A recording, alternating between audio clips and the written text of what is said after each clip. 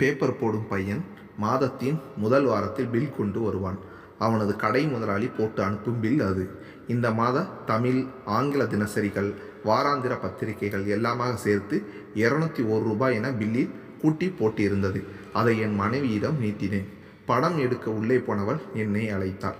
இங்கே பாருங்க, மொத்த டோட்டல் 301 வருது, தப்பா கூட்டி 201 போட்டிருக்காரு. பேசாம 201 ரூபாயே கொடுத்து அனுப்புவோம், நமக்கு 100 ரூபாய் லாபம் என்றபடி பணத்தை எண்ணத் தொடங்கினாள்.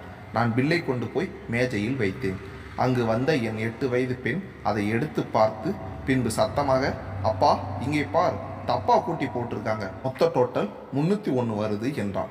கடை பையன் சுதாரித்து கொண்டு பில்லை கேட்டு வாங்கி பார்த்து, ஆமாங்க, பாப்பா சொல்றதும் சரிதான், 301 ரூபாய் தான் என்றான். பில்லிலேயே திருத்தம் செய்து பணம் கொடுத்து அனுப்பிவிட்டு கடுகடுவென்ற முகத்துடன் என் மகளை நோக்கி திரும்பிய என் மனைவி, அதிக பிரசங்கி என்று கோபமாக திட்டத் தொடங்குவதற்குள் குறுக்கிட்டு, குழந்தையை திட்டாதே, பில்லில் இருந்த தப்பை மட்டும் அவ திருத்தல, நம்ம தப்பையும் சேர்த்துதான், புரிஞ்சுக்கோ என்றேன்.